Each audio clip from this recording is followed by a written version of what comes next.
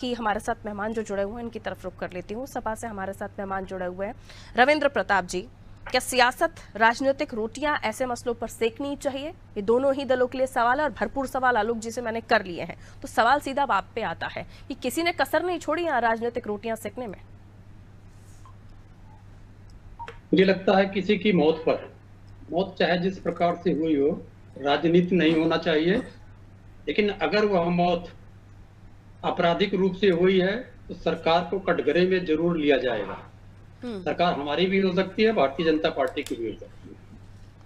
अब वर्तमान प्रकरण पे बता दें, इस प्रकरण से ठीक एक दिन पहले ये घटना 2 अक्टूबर की है। 1 अक्टूबर को देवरिया सदर में भी ऐसी ही घटना घटित हुई थी।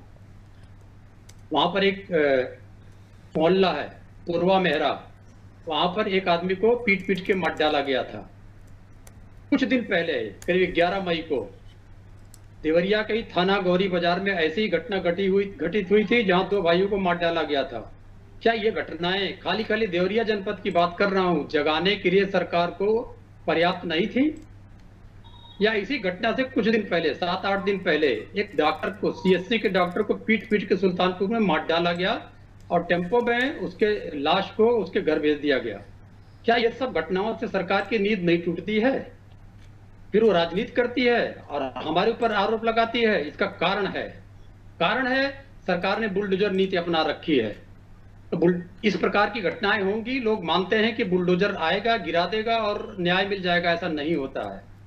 दूसरा, उसने एक जन सुनवाई पोर्टल बना रखा है जो आभासी विकल्प देता है, जो अपराध को पनपने का मौका देता है, क्योंकि जो शिकायत करता है उसी की जांच हो जाती है। जो मजबूत पक्ष होता है उससे संबंधित लोग पैसा लेके जो पीड़ित पक्ष होता है उसको ही उल्टा फंसा देते हैं।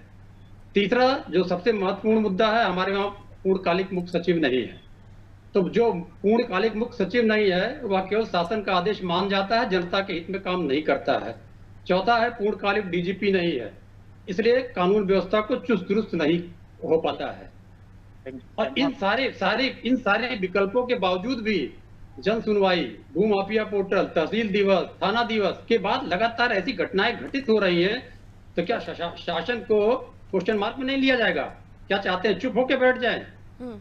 अगर ये तो जब 4-5 घटनाओं का जिक्र कर दिया आपने, सब में मरने वालों के लिए 1-1 करोड़ की मांग कर रहे हैं आप, सब में सीबीआई जांच की मांग कर रहे हैं आप।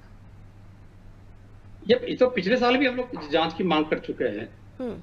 2 घटनाएं घटित हुई थी। एक कानपुर देहात में इन लोगों ने बुलडोजर से गिरा दिया था घर एक ब्राह्मण परिवार का। उसमें भी हम लोगों ने सीबीआई की जांच की मांग की थी, जिसमें वहां की डीएम खुद संलिप्त थी, लेकिन आज तक कुछ भी नहीं हुआ। हम तो सारी घटनाओं की जांच की मांग जिक्र किया, उनको लेकर मैं बात कर रही हूँ जी। जिन घटनाओं का आपने जिक्र किया, जमीनी विवाद को लेकर जो संघर्ष हुए, उनमें कितनी घटनाओं में आपने 1 करोड़ रुपए मदद की मांग की या मरने वालों के लिए डिमांड की, या उसके बाद आपने सीबीआई जांच की मांग की? देखिए, देवरिया में जो पूर्वा मेहरा में 1 दिन पहले हुआ था, उसमें हमारा प्रतिनिधिमंडल गया था। हमने न्यायिक जांच की मांग किया था।